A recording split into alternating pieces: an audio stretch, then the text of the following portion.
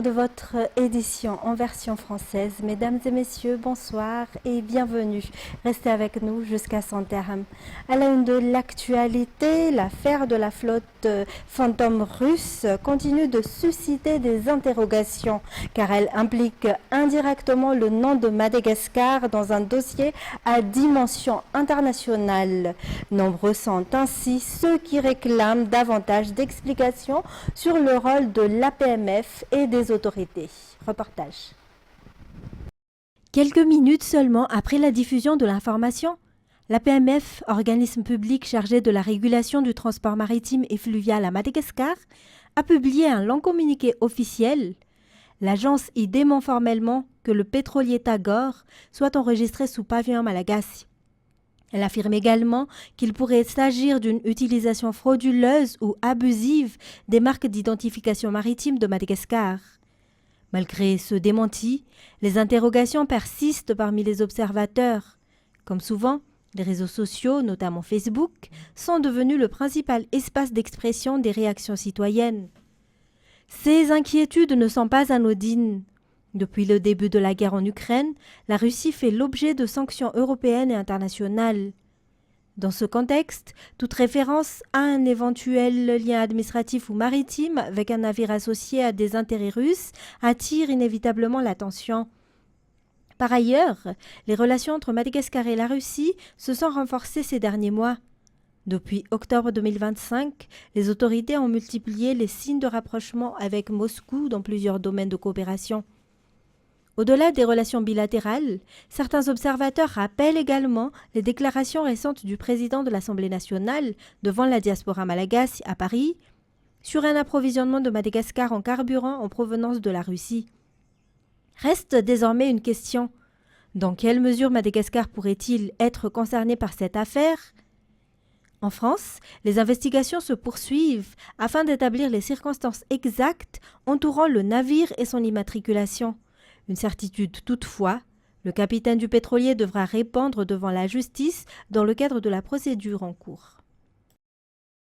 Et en politique, la déclaration du ministre de la Justice publiée hier n'a pas respecté l'indépendance de la Haute Cour constitutionnelle, a affirmé aujourd'hui son secrétaire général dans le cadre des poursuites visant 4 magistrats de cette institution.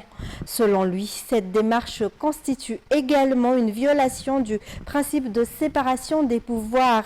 Il rappelle que les membres de la HCC ne sont soumis qu'à la Constitution dans l'exercice de leurs fonctions. Reportage sur les images de Yves Chanel. Les informations concernant les 4 membres de la Haute Cour constitutionnelle ont circulé dès le week-end dernier. Le ministre de la Justice a confirmé hier l'ouverture de poursuites à leur encontre. Les 4 hauts conseillers concernés sont Roselyne Naranefson, Antonia Rakoutinienne, William Nelson et Narasna Georges Merlin Rassoul. Cette annonce du ministre de la Justice a rapidement suscité une réaction de la Haute Cour constitutionnelle. Selon les précisions apportées, les magistrats concernés sont liés à une requête déposée par le député d'Arivo-Mam, Antoine Radzirson, le 13 mai 2026 à Mbouda. Le ministre de la Justice a qualifié cette démarche de perturbation. Pour rappel, le député Antoine Radzirson avait demandé à la HCC de constater une supposée incapacité de l'autorité militaire actuellement en place, dirigée par le colonel Michael Randrianirine, à exercer pleinement ses fonctions. Et toujours en politique, des acteurs politiques, des organisations de la société civile ainsi que des représentants des confessions religieuses avaient espéré la tenue prochaine d'une conférence nationale, raison pour laquelle ils étaient nombreux à avoir participé à la consultation préliminaire organisée par la CENI. Les détails avec Senra Nrilant. La question qui se pose désormais pour les acteurs politiques est de savoir si les recommandations issues de ces consultations aboutiront effectivement entre les mains de ceux qui participeront à la concertation nationale, quand bien même il n'y a pas eu de résolution claire et définitive à l'issue des discussions. Parmi les propositions ayant retenu l'attention figure notamment la nécessité de repenser le mode de désignation des responsables locaux, tels que les chefs de Foukoutane ou encore les autorités régionales. Selon les informations recueillies, l'ensemble des recommandations issues de cette phase de concertation préliminaire a été transmis au FFKM, désigné pour piloter l'organisation de la future conférence nationale. Cependant, de nombreuses zones d'ombre persistent quant à l'identité exacte de l'instance appelée à conduire ce processus, alors que cette initiative devrait en principe rassembler l'ensemble des citoyens sans exclusion. Et parlant de santé dans ces prochains reportages, l'Ordre des pharmaciens s'oppose au nouveau projet de loi porté par un député et destiné à être examiné à l'Assemblée nationale. Ce texte prévoit notamment de réduire la distance minimale entre une pharmacie et un dépôt de médicaments, alors que la réglementation actuelle impose un écart de 5 km entre une pharmacie et un dépôt de médicaments. Le projet propose de ramener cette distance à seulement 500 mètres. L'Ordre des pharmaciens rejette également la possibilité d'implanter des dépôts de médicaments dans des zones où des pharmacies sont déjà présentes. Entre 20 et 120 millions d'ariars, telle est la valeur du stock de médicaments qu'une pharmacie doit impérativement détenir, selon cette enquête menée auprès des responsables du secteur. Le chiffre d'affaires de ces établissements varie également en fonction de leur emplacement.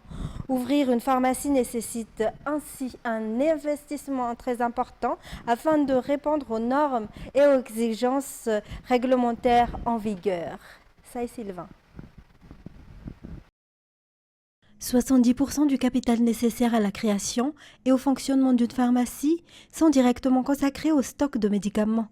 Contrairement à un commerce ou à une entreprise classique, une pharmacie doit, dès son ouverture, satisfaire aux normes, notamment disposer de médicaments en quantité suffisante, diversifiés et garantissant la sécurité des patients.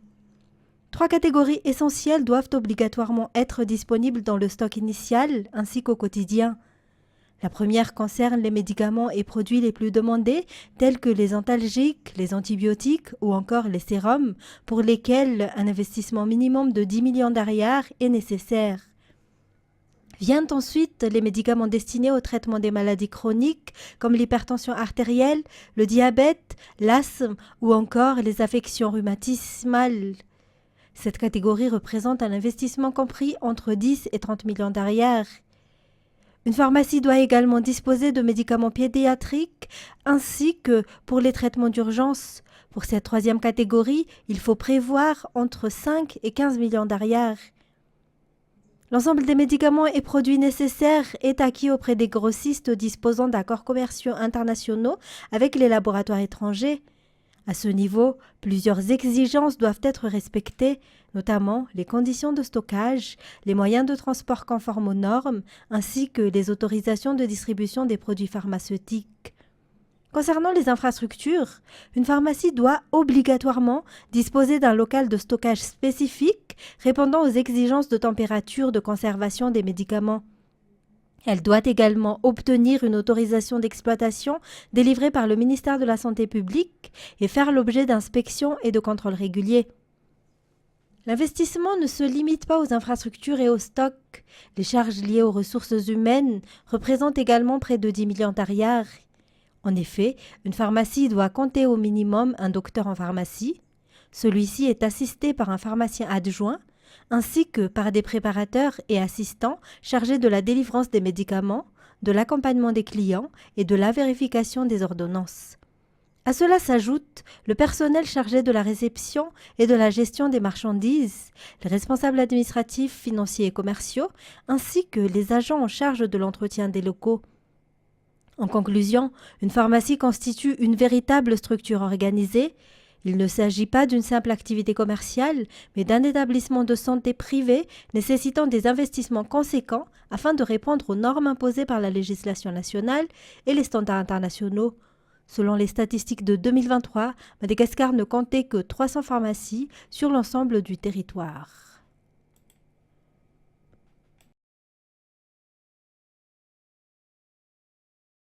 Et puis les dépôts de médicaments constituent une véritable alternative pour de nombreuses familles vivant dans les zones rurales et les localités situées en périphérie d'Antananarivo. Cette famille rencontrée aujourd'hui par notre équipe fait partie des clients réguliers de ces points de vente de médicaments. Sandrine parcourt près de 1 km à pied pour acheter ses médicaments auprès de ce dépôt de médicaments situé à Mbouimangakeli. Habitante du quartier d'Akadndambu, dans la même commune, elle estime que cette distance reste acceptable compte tenu du service rendu. Étant donné les difficultés financières, elle préfère se procurer ses médicaments auprès de ces dépôts où les prix sont généralement plus accessibles. Outre les dépôts de médicaments, certaines personnes se tournent également vers des circuits informels pour acheter des médicaments à moindre coût. Cependant, cette pratique soulève des questions quant à la qualité, à la traçabilité et à la sécurité des produits proposés. Près de 60% des habitants d'Abouimangakeli et de ses environs s'approvisionnent en médicaments auprès de ces dépôts de médicaments. Outre les prix plus abordables, ces points de vente constituent une solution de proximité appréciée par la population, notamment en période de difficultés financières. Ils permettent aux ménages d'accéder rapidement aux traitements dont ils en ont besoin sans avoir à parcourir de longues distances ni à supporter des dépenses plus importantes. Et c'est ce qui nous conduit aux actualités internationales. La Russie a tiré sur l'Ukraine plus de 600 drones et des dizaines de missiles, dont des missiles balistiques plus difficiles à déjouer pour la défense antiaérienne, a indiqué ce jour l'armée de l'air ukrainienne après une nuit dont le bilan est de plusieurs morts. France 24. Dans ce quartier de la capitale ukrainienne, les habitants tentent de se remettre après une nuit de terreur. Tirés violemment de leur sommeil, ils ont été réveillés par une pluie de drones et de missiles.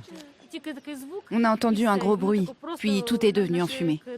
On s'est accroupi, j'ai protégé ma fille. Des pierres, probablement des morceaux du bâtiment, l'ont touché dans le dos et ont déchiré sa veste. Et ça lui a fait mal au dos. Ce couple, lui, a été touché par un débris en flammes. J'ai voulu le regarder et à ce moment-là, j'ai été projeté en arrière. Un voile m'a aveuglé, j'ai à peine entendu l'explosion. En fait, je n'entendais plus rien, je ne voyais plus rien. J'ai eu de la chance, ça m'a seulement coupé la peau. Mais maintenant, on n'a nulle part où aller. Notre appartement est complètement détruit. Selon les autorités ukrainiennes, des dizaines d'immeubles et d'infrastructures civiles ont été endommagés ou détruits. À l'est du pays, Kharkiv et Dnipro ont elles aussi été visées par cette attaque d'ampleur qui a fait plusieurs morts et des dizaines de blessés. Sur X, le président ukrainien a présenté ses condoléances aux familles des victimes. Il a aussi renouvelé son appel à l'aide occidentale, alors que les stocks de munitions des systèmes antimissiles restent insuffisants. De son côté, le ministère russe de la Défense affirme que cette opération visait exclusivement des cibles liées aux forces armées ukrainiennes. Moscou a intensifié ses attaques ces derniers mois et Kiev renforcé ses frappes contre la Russie.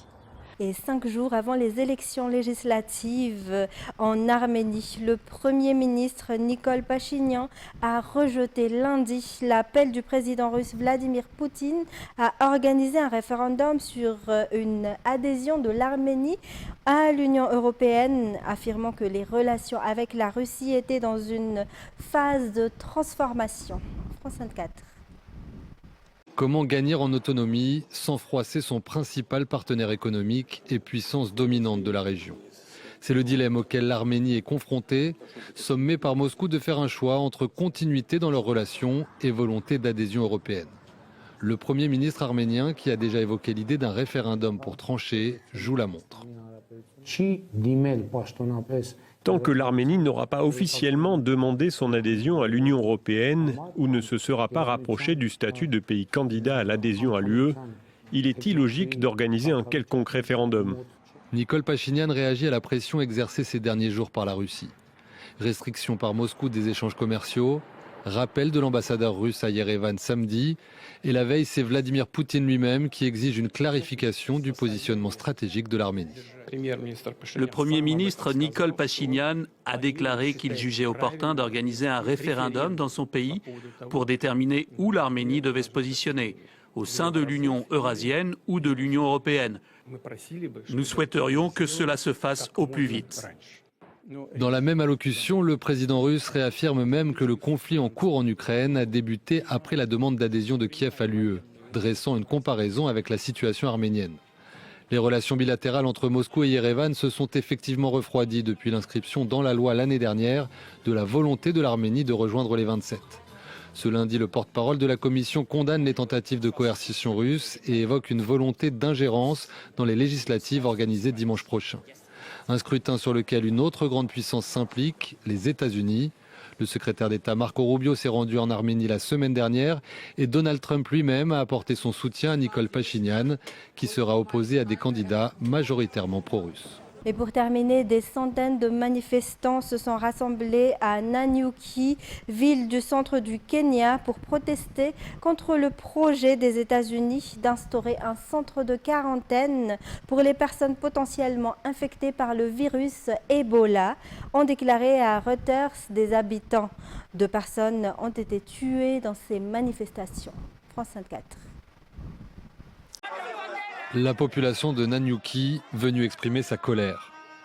Des centaines d'habitants de cette petite ville du centre du Kenya se sont regroupés dès le début de la journée devant la base aérienne de Laikipia, sous le regard de quelques militaires en faction. Pas question pour ces manifestants d'accepter que la base accueille un centre de quarantaine pour des malades américains atteints du virus Ebola. Ce centre de quarantaine menace la vie des gens du comté de Laikipia et de tous les Kenyans. Sur la base, il y a une école primaire. Et c'est vraiment triste que même le président de notre pays ne prenne pas ses enfants en considération. Les autorités kenyanes sont d'autant plus critiquées qu'elles n'ont pas communiqué sur la construction de ce centre. Seules des discussions entre Washington et Nairobi étaient évoquées par un communiqué du secrétaire d'État américain publié vendredi. Des sources proches des autorités sanitaires kenyanes affirment qu'un accord existait pourtant depuis la semaine précédente, comme l'a révélé le Wall Street Journal, de quoi éclairer les paroles de Marco Rubio. Nous ne pouvons pas et ne laisserons pas un seul cas d'Ebola entrer aux États-Unis. Entre-temps, la Haute Cour du Kenya, saisie notamment par cette ONG de veille constitutionnelle, a suspendu vendredi l'installation du site et interdit momentanément l'entrée sur le territoire national de personnes exposées ou infectées par Ebola. Une nouvelle décision est attendue mardi qui devrait préciser les modalités d'application. Le gouvernement kényan, qui avait signé avec les États-Unis un accord de coopération en matière de santé en décembre dernier, pousserait de son côté pour que le centre puisse accueillir d'autres nationalités que les seuls Américains. Une partie de la population semble du même avis. Pourquoi les Américains pensent-ils que leur vie est tellement plus importante que celle des Kenyans, au point d'installer au Kenya un centre réservé exclusivement aux Américains? 13,5 millions de dollars ont été promis par les États-Unis pour financer la réponse sanitaire face à Ebola au Kenya. L'épidémie actuelle, qui a déjà fait près de 250 victimes pour 1 millier de cas recensés, est jusqu'ici surtout localisée dans l'est de la RDC. Quelques malades ont été infectés en Ouganda, pays voisin du Kenya.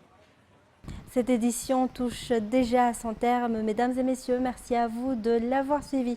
Restez avec nous tout de suite après l'émission Nizuku, présentée par Sein Ranirlant. Au revoir et bonne soirée sur Viva.